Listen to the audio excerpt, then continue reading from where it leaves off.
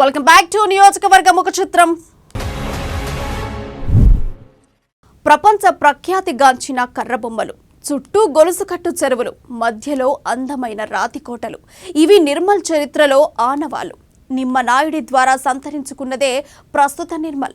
దశాబ్దాలుగా రాజకీయ చైతన్యం కలిగి ఉన్న నిర్మల్ గడ్డపై ప్రజల తీర్పు ప్రతిమారు విలక్షణంగానే ఉంటూ వస్తోంది. రాజకీయాలు శరవేగంగా మారుతున్న నేపథ్యంలో నిర్మల్ గడ్డపై ఎన్నికల బరిలో నిలిచి గెలిచేదెవరనేది ప్రస్తుతం ఆసక్తికరంగా మారింది.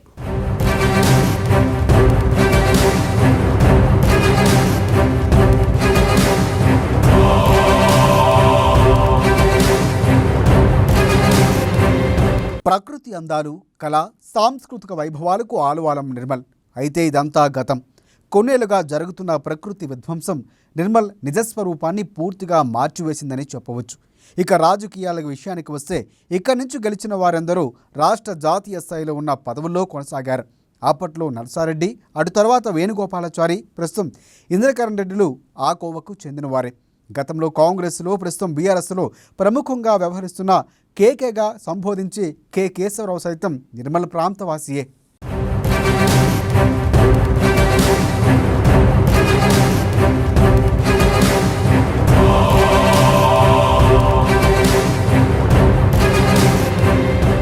ప్రత్యేక రాష్ట్రం ఏర్పాటు తర్వాత 2014లో జరిగిన మొదటి సార్వత్రిక ఎన్నికల్లో నిర్మల్ నియోజకవర్గ ఫలితం రాష్ట్రంలోనే చర్చనీయాంశంగా మారింది.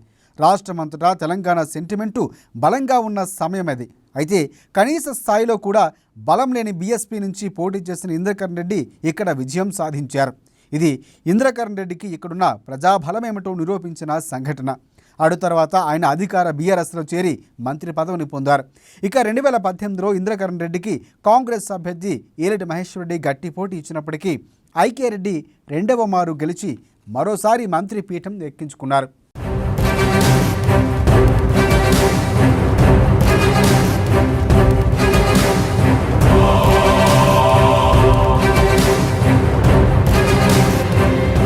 కొన్ని నెలలుగా నిర్మల్ రాజకీయాల్లో అనూహ్య మార్పులు చోటు చేసుకుంటున్నాయి. మాజీ ఎమ్మెల్యే, కాంగ్రెస్ సీనియర్ నేత ఏలటి మహేశ్వర్ రెడ్డి కాంగ్రెస్ పార్టీని వీడి కమలం గూటికి చేరగా ఉద్యమ కాలం నుంచి ఉమ్మడి జిల్లాలోనే టీఆర్ఎస్కు బలంగా మారిన కీలక నేతగా వ్యవహరించిన కూచాడి శ్రీహర్రావు కాంగ్రెస్ పార్టీ తీర్థం పుచ్చుకున్నారు. మహేశ్వర్ రెడ్డి కాంగ్రెస్ను వీడిన తర్వాత కొంతకాలం వరకు ఆ పార్టీకి చెప్పుకోదగ్గ నాయకత్వం లేకుండా పోవటమే కాదు, కనీసం పార్టీ తరఫున ఎన్నికల్లో పోటీ చేసే అభ్యర్థి ఎవరన్నది కూడా స్థానికంగా చర్చనీయాంశమైంది. అయితే శ్రీహర్రావు చేరికతో ఆ చర్చకు తెరపడింది.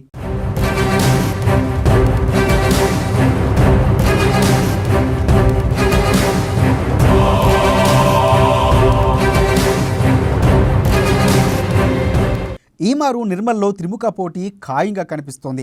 వ్యక్తిగతంగా ఇంద్రకరణ్ రెడ్డి, పార్టీ పరంగా బీఆర్ఎస్ పైకి బలంగానే కనిపిస్తున్నప్పటికీ అంతర్గత పరిస్థితులు అందుకు భిన్నంగా ఉన్నట్లు తెలుస్తోంది.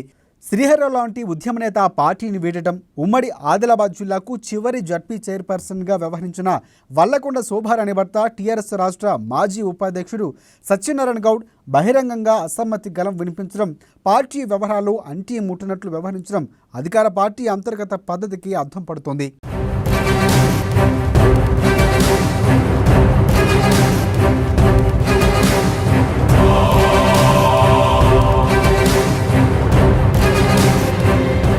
అధికార బీఆర్ఎస్లో ఇంద్రకరణ్ రెడ్డికి ఎదురు లేనట్లు పైకి కనిపిస్తూ ఉన్నప్పటికీ ఆ పార్టీ అంతర్గత వ్యవహారాలు అందుకు విరుద్ధంగా ఉన్నట్లు తెలుస్తోంది. నియోజకవర్గంలో 300 కాపు ఓటర్ల ప్రభావం ఎక్కువ. ప్రధానంగా నిర్మల్ పట్టణంలో వీరి ప్రభావం మరింత ఎక్కువ. మున్సిపల్ మాజీ చైర్మన్ అప్పాల గణేష్, ప్రస్తుత చైర్మన్ గండ్రత్ ఈశ్వర్, అయ్యన్నగారి రాజేందర్లు అదే సామాజిక వర్గానికి చెందినవారు. ఈ క్రమంలోనే బీజేపీలో ఉన్న అప్పాల గణేష్ను బీఆర్ఎస్లోకి తీసుకురావడంలో మంత్రి ఇంద్రకరణ్ రెడ్డి సక్సెస్ అయినప్పటికీ ఈ పరిణామం పార్టీలో అంతర్గతంగా సరికొత్త పరిణామాలకు కారణమవుతున్నట్లు తెలుస్తోంది. గణేష్ రాకతో హ్యాట్రిక్ కౌన్సిలర్ అయ్యన్నగారి రాజేందర్ పార్టీలో అడ్జస్టు కాలేకపోతున్నారట. త్వరలోనే ఆయన పార్టీని వేయటం ఖాయమని కూడా టాక్ వినిపిస్తోంది.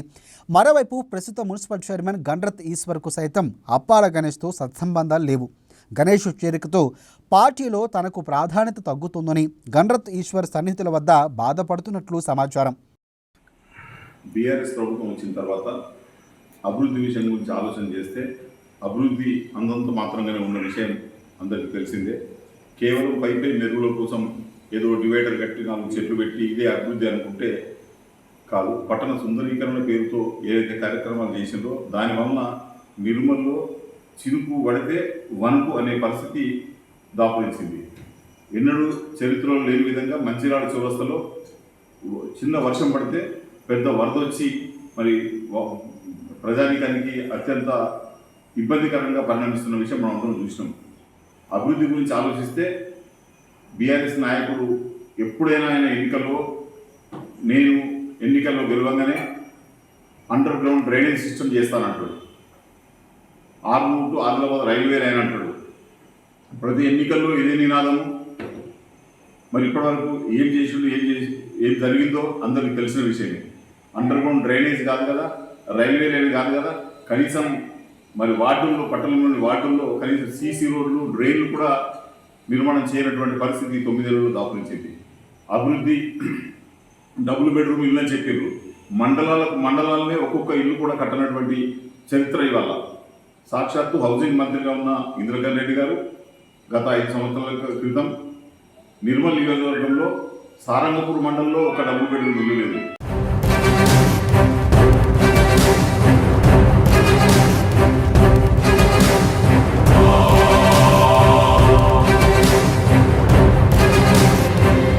అధికార పార్టీలో అంతర్గత విషయాలు రోజు రోజుకు మారుతూ ఉండగా ఉద్యమ నేత కూచారి శ్రీహర్రావు చేరికతో హస్తం పార్టీ, మాజీ ఎమ్మెల్యే మహేశ్వరరెడ్డి చేరికతో కమలం పార్టీలు దూసుకుపోతున్నాయి.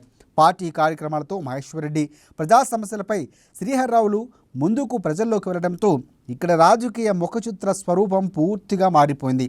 కేడర్ పరంగా కాంగ్రెస్ ఇక్కడ బలంగానే ఉన్నప్పటికీ మహేశ్వరరెడ్డి పార్టీని వేయడంతో ఆ మధ్యలో కాంగీధరం కాస్త ఢీలా పడినట్టు కనిపించింది. కానీ ఆ తర్వాత శ్రీహర్రావు లాంటి ఉద్యమ నేత చేరికతో ప్రస్తుతం హస్తలాఘవం రోజు రోజుకు పెరుగుతుంది. ఇక ఇన్నేళ్లుగా సాంప్రదాయిక ఓటు బ్యాంకు, హిందుత్వ ఓటు బ్యాంకు తప్ప బలమైన నాయకత్వలేమితో కొట్టిమిట్టిలాడిన కమల దళానికి మహేశ్వరరెడ్డి చేరికతో ఆ సమస్య తీరిపోయిందని చెప్పవచ్చు.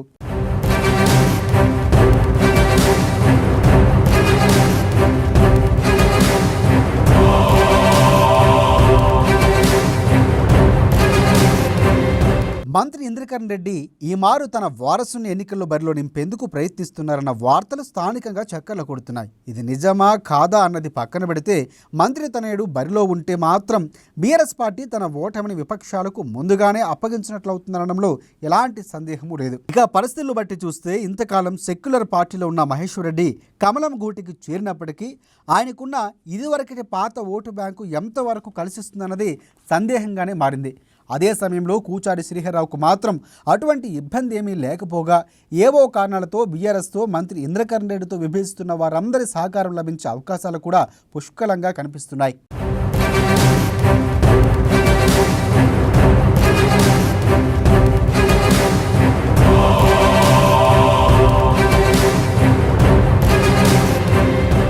అధికార పార్టీ శ్రేణులు అస్సలు అంగీకరించినప్పటికీ నిర్మల్లో ఒకప్పటి జీవ వైవిధ్యం, పర్యావరణం, పచ్చదనం, చెరువులు, భూముల విధ్వంసానికే ఇంద్రకరణ్ రెడ్డి కారణం అనుకునేవారు ఇక్కడ చాలామంది ఉన్నట్లు తెలుస్తుంది. కానీ వారి అభిప్రాయాలకు కారణాలు అనేకం. ఎన్నికల్లో ప్రభావం చూపే అంశాలు ఇది కూడా ఒకటిగా ఉండే అవకాశాలు కూడా లేకపోలేదు. దీనికి తోడు గత ఎన్నికల సమయంలో బీఆర్ఎస్కు ఇంద్రకరణ్ రెడ్డికి బలగగా నిలిచిన వారిలో ప్రస్తుతం కొందరు దూరమయ్యారు. వారిలో ప్రధానంగా కూచాడి శ్రీహర్రావు పార్టీ వీడుగా సత్యనారాయణ గౌడ్ అసంతృప్తితో అంటీ ముట్టునట్లుగానే వ్యవహరిస్తున్నారు. ఇప్పుడు బీఆర్ఎస్ ఈరోజు దాన్ని నేషనల్ పార్టీ అని చెప్పుకొని కాంగ్రెస్ పార్టీని బలహీనపరచడానికి ప్రతిపక్షాల ఓట్లన్నింటినీ బీజేపీ గవర్నమెంట్ మీద ఉన్నటువంటి వ్యతిరేక ఓట్లను చీల్చడానికి ఆ ఓట్లు కాంగ్రెస్ కు పడకుండా చేయాలనే ఉద్దేశంతో ఈ బీఆర్ఎస్ పార్టీని దాన్ని జాతీయ పార్టీగా చేయడం జరిగింది తప్ప అంతకంటే వేరే ఏం లేదనేటటువంటి విషయాన్ని మాట్లాడుతూ కాంగ్రెస్ పార్టీకి టీఆర్ఎస్, ఎంఐఎం ఈ రెండు పార్టీలు కాంగ్రెస్ పార్టీ ఒకటే అని చెప్పేసి విమర్శించడం జరిగింది. మహేశ్వర్ రెడ్డి గారు, మీరు ఒక విషయం గ్రహించాలి. మొన్నటి వరకు మీరు కాంగ్రెస్ పార్టీలో ఉన్నప్పుడు బీజేపీని మతతత్వ పార్టీ అని, బీజేపీ టీఆర్ఎస్ రెండు ఒకటేనని చెప్పేసి బీజేపీకి టీఆర్ఎస్ బి టీం అని చెప్పేసి మైనారిటీస్ ఓటేస్తారు అనేటటువంటి ఉద్దేశంతో మైనారిటీస్ ఓట్లలో చీలికలు తీసుకొచ్చి ఆ మైనారిటీస్ ఓట్లు కాంగ్రెస్ కు పడకుండా కాంగ్రెస్ ను గెలవనీయకుండా ఆపాలనే ఉద్దేశంతో ఎంఐఎం పార్టీ దేశవ్యాప్తంగా పోటీ చేస్తుంది.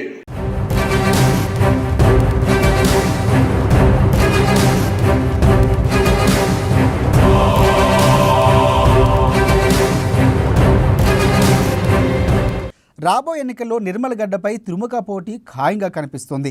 3 ప్రధాన పార్టీల తరఫున ఎవరు బరిలో ఉంటారనేది అధికారికంగా ఖరారు కానప్పటికీ కాంగ్రెస్ నుంచి శ్రీహర్రావు, బీఆర్ఎస్ నుంచి ఇంద్రకరణ్ రెడ్డి, బీజేపీ తరఫున మహేశ్వర్ రెడ్డిలే పోటీ చేస్తారని స్థానికులు అనుకుంటున్నారు. ఆయా పార్టీలో ఇంకొంతమంది నాయకులు సైతం టిక్కెట్ల వేటలో ఉన్నప్పటికీ ఏవైనా అనూహ్య పరిణామాలు చోటు చేసుకుంటే తప్ప ప్రధాన 3 పార్టీల తరఫున ఈ ముగ్గురే అభ్యర్థులుగా బరిలో ఉండే అవకాశాలే ఎక్కువగా కనిపిస్తున్నాయి.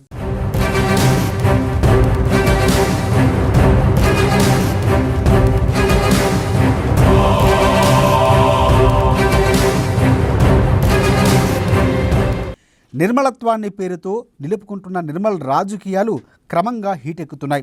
అధికార పార్టీ అభ్యర్థిగా వరుసగా 2 పర్యాయాలు మంత్రిగా కొనసాగిన నేపథ్యం, అభివృద్ధి, సంక్షేమ పథకాలు, ఆర్థిక అంగబలాలు మెండుగా ఉండడంతో తన గెలుపు ఖాయమైన ధీమాలో ఇంద్రకరణ్ రెడ్డి, ఆయన వర్గీయులు ధీమా వ్యక్తం చేస్తున్నారు. పెరిగిపోయిన అధికార పార్టీ దౌర్జన్యాలు, వరుస దోపిడీలు, భూదందాలు, పథకాల పేర దోపిడీ, నెరవేర్చిన హామీలే ఈ మారు అధికార పార్టీపై తాము విజయం సాధించడానికి కారణాలని విపక్ష బీజేపీ, కాంగ్రెస్ శ్రేణుల్లో ధైర్యం కనిపిస్తోంది.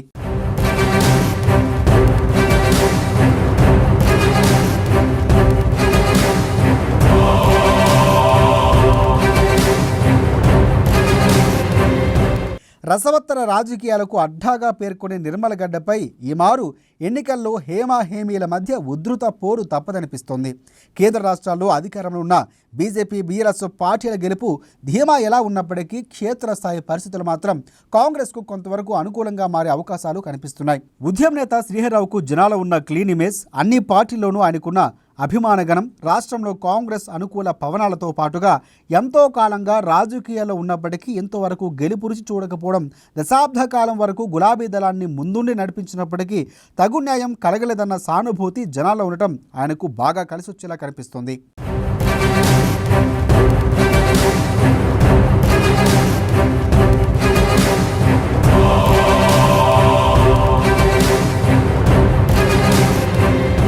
ఇక హామీల విషయానికి వస్తే గత ఎన్నికల హామీల విషయంలో నియోజకవర్గ ప్రజలు భిన్నాభిప్రాయాలు నెలకొన్నట్లుగా తెలుస్తోంది. ఇచ్చిన వాగ్దానాలకు మించి పథకాలు అందిస్తున్నామని అధికార పార్టీ వారు ధీమాలో ఉండగా, విపక్ష మద్దతుదారులు, సాధారణ ప్రజానీకం అందుకు విరుద్ధ అభిప్రాయంతో ఉన్నట్లుగా తెలుస్తోంది. గత 2018 సార్వత్రిక ఎన్నికల హామీల్లో ప్రధానమైన వాటిని పరిశీలిస్తే జిల్లా కేంద్రంలో అండర్ గ్రౌండ్ డ్రైనేజీ వ్యవస్థ, నిర్మాణ మీదుగా ఆర్మూర్కు రైల్వే లైన్ ఏర్పాటు, మెడికల్ కళాశాల ఏర్పాటు, ధర్మసాగర్ చెరువును మినీ ట్యాంక్ బండగా మార్చడంతో పాటు యథావిధిగా ఇల్లు లేని వారికి డబుల్ బెడ్రూమ్ ఇల్లు తదితరాలు ఉన్నాయి. అయితే వీటిలో మెడికల్ కళాశాల ఏర్పాటుకు కేసీఆర్ ప్రకటన మినహా పనులేమీ మొదలు కాలేదు. డబుల్ బెడ్రూమ్ ఇళ్ల నిర్మాణం పూర్తయి వాటి పంపిణీకి సంబంధించిన లక్కీ డ్రా ప్రక్రియ పూర్తయినప్పటికీ అర్హులకు ఇల్లు ఇవ్వలేదు. మినీ ట్యాంక్ బండ పనులు ఆరంభ దశలోనే ఉండగా అండర్ గ్రౌండ్ డ్రైనేజీ, నిర్మల మీదుగా ఆర్మూర్ వరకు రైల్వే లైన్ పనుల ఊసే లేకుండా పోయింది. ఇక రైతు రుణమాఫీ, దళిత బంధు, ఫీజు రియంబర్మెంట్, ఉద్యోగ నియామకాలు తదితర అంశాల్లో సంబంధిత వర్గాల అసంతృప్తి ఉండటం వీటికి అదనం. ఈ నేపథ్యంలోనే ప్రజల్లో అసంతృప్తి పాలు కాస్త ఎక్కువగానే ఉన్నట్లు అర్థమవుతుంది.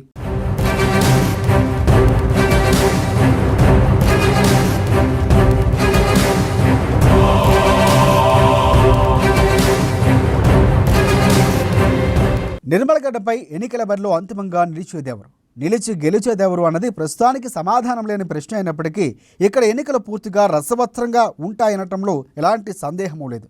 ఇక్కడ జనం సిట్టింగుకే మరోమారు చేయకొడతారా, లేక ఉద్యమ నేతకు ఊతంగా నిలుస్తారా, అలా కాకుండా కమలానికి కంచుగా నిలుస్తారా అనేది తేలాలంటే మరికొన్ని రోజులు వేచి చూడాల్సిందే.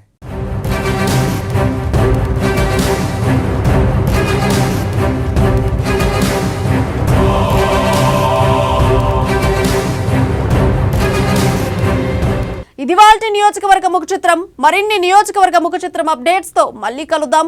అంతవరకు చూస్తూనే ఉండండి అమ్మా న్యూస్, నిజం కోసం, జనం కోసం.